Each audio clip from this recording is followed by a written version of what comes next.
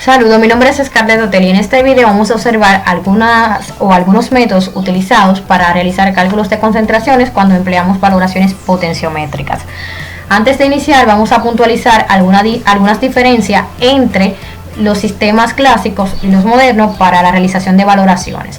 Nuestras informaciones van a ser limitadas a valoraciones ácido-base, pero las mismas se pueden utilizar para otro tipo de valoración. Entonces, como sabemos, en el laboratorio frecuentemente utilizamos este instrumento, conocido como bureta, para realizar valoraciones. El mismo funciona de la siguiente manera. Tenemos colocada la sustancia de concentración conocida en la bureta, mientras que en el matraz tenemos la sustancia de concentración desconocida.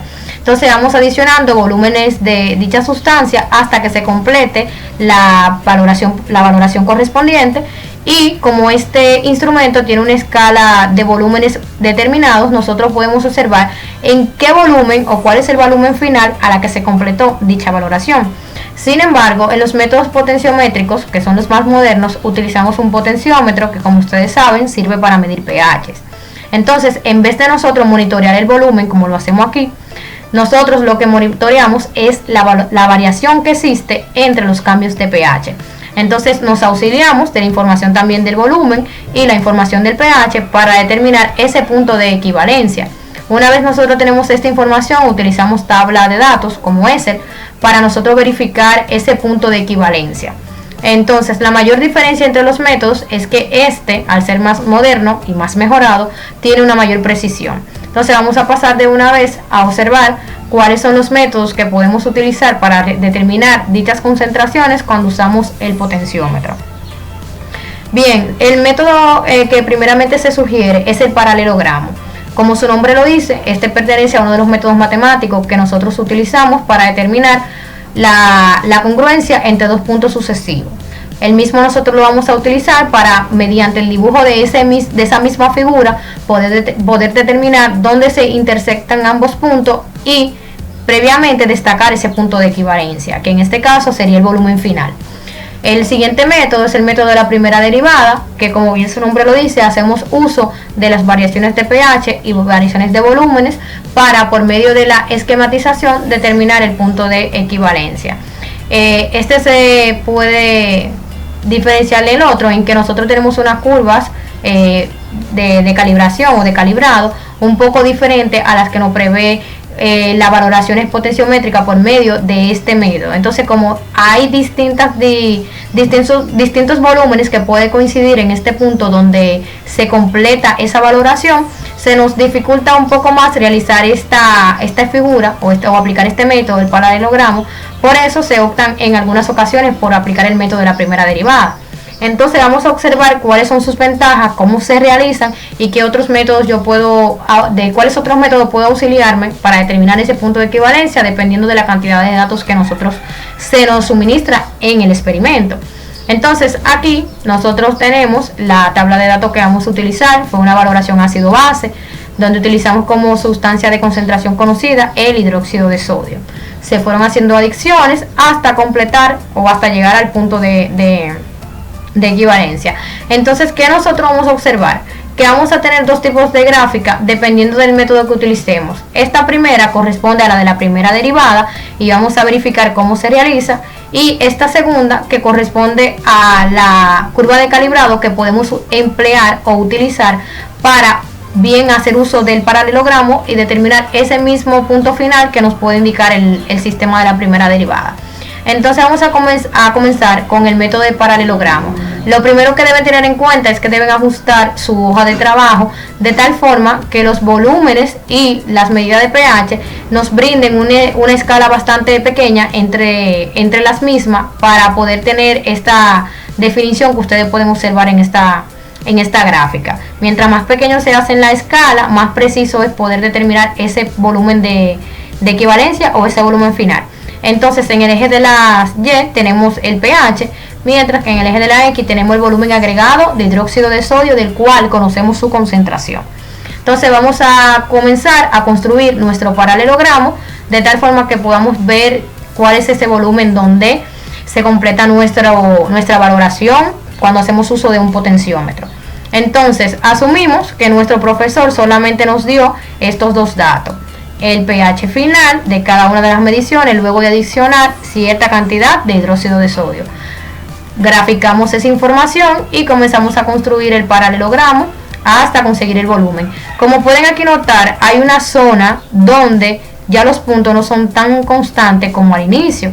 Luego de esta zona se comienzan a definir otros puntos constantes una vez se ha alcanzado el punto isoeléctrico, que es donde ya no hay variaciones de pH. Entonces vamos a utilizar como referencia esta zona para nosotros trazar nuestra primera línea recta y poder ir dándole forma a nuestro paralelogramo. Entonces vamos a hacer coincidir estos dos puntos donde hay un cambio brusco de pH con nuestra línea recta. Vamos dándole forma hasta conseguir nuestro objetivo.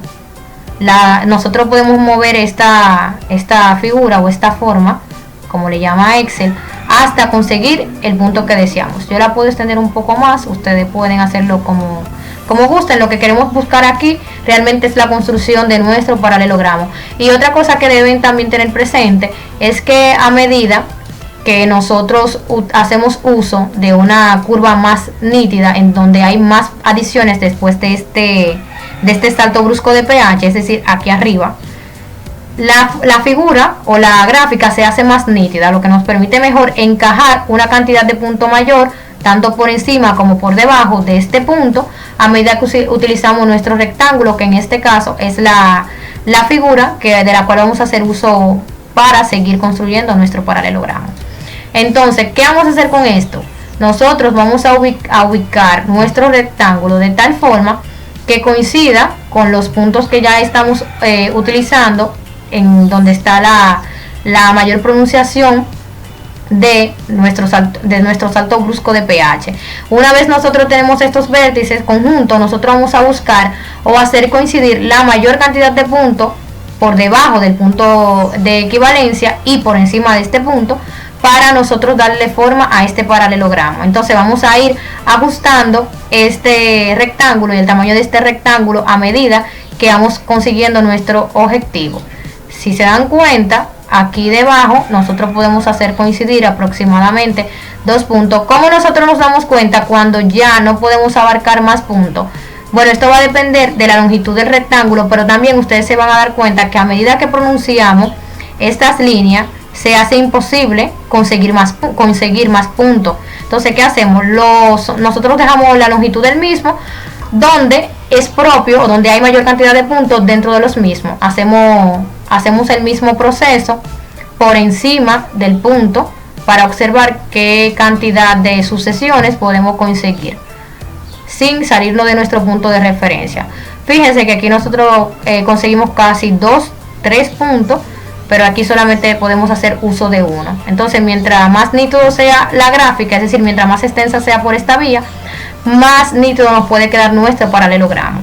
Una vez nosotros tenemos estos puntos ya alineados, así como nuestra primera línea recta, valga la redundancia, vamos a hacer uso de otra línea recta para intersectar la misma de tal forma que podamos hacer uso de ellas para conseguir nuestro punto de equivalencia. Entonces, ¿qué hacemos con esta segunda línea?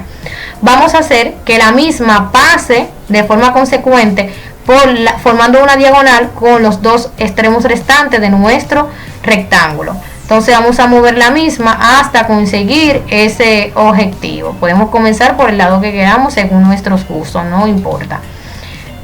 Bien, aquí casi lo tenemos. Vamos a ajustar la misma hasta llegar a dichos extremos o hasta unir los vértices. Como pueden observar aquí, si le dan un poco de zoom pueden corregir los errores que tengan en caso de que quede por fuera, ya que nuestra vista es oblicua. Como ustedes saben, no podemos conseguir la vista máxima dependiendo de la longitud del mismo. Entonces seguimos moviendo las líneas hasta conseguir este objetivo. Fíjense aquí. Ahí nosotros tenemos casi terminado nuestro paralelogramo. Una vez nosotros hemos conseguido esto, ¿qué hacemos? Nos auxiliamos de otra forma u otra figura como una flecha para nosotros ver dónde se cortan estas dos rectas paralelas, que por eso es que recibe el nombre de paralelogramo justamente. En el punto donde estas dos rectas se intersectan, nosotros vamos a lanzar una línea recta nueva, nuevamente, valga la redundancia, para hacer coincidir ese volumen que se supone que es aquí donde se cortan estas dos rectas, que se ha alcanzado nuestro punto de equivalencia, y por ende hay un uso de un volumen final y una variación de pH donde este cambio brusco empezó a aparecer. Aunque se haya mantenido hasta aquí arriba, es solamente en uno de estos puntos donde realmente se completó nuestra valoración. Entonces hacemos que esta línea recta quede lo más recta posible para nosotros determinar con más precisión cuál es ese volumen. Realmente esto queda mucho mejor si nosotros lo imprimimos, ya que no es tan fácil hacer que esta línea quede totalmente recta, pero lo importante es que ustedes puedan visualizar cómo se ve el paralelogramo y qué funcionalidad tiene. Fíjense, una vez nosotros conseguimos ese punto, que bien podemos también disminuir el tamaño de este rectángulo. También otros autores optan por eso, pero de igual forma funcionan. Pueden hacerlo utilizando el tamaño original que corresponde con la misma distancia anterior, o pueden bien, una vez han conseguido darle seguimiento a estos puntos, hacer que el mismo retorne al tamaño inicial de la siguiente forma. Van a cerrar el rectángulo hasta que la línea inicial que lanzamos coincida con estos primeros vértices. De este lado hacemos lo mismo, lo bajamos hasta que la línea cierre con el vértice restante, formando también una diagonal como lo que hicimos anteriormente. Esta línea volvemos y la reubicamos hasta que los vértices de esta nueva diagonal queden alineados perfectamente. Fíjense aquí, o sea, tenemos casi lo mismo, o mejor dicho, lo mismo que cuando estábamos tratando de leer el volumen. Pero mientras más preciso sea esto, mejor le va a quedar su punto de volumen determinado. Fíjense, el volumen no cambió, la intersección entre la línea sigue siendo la misma. Si se fijan, aquí arriba sigue siendo lo mismo.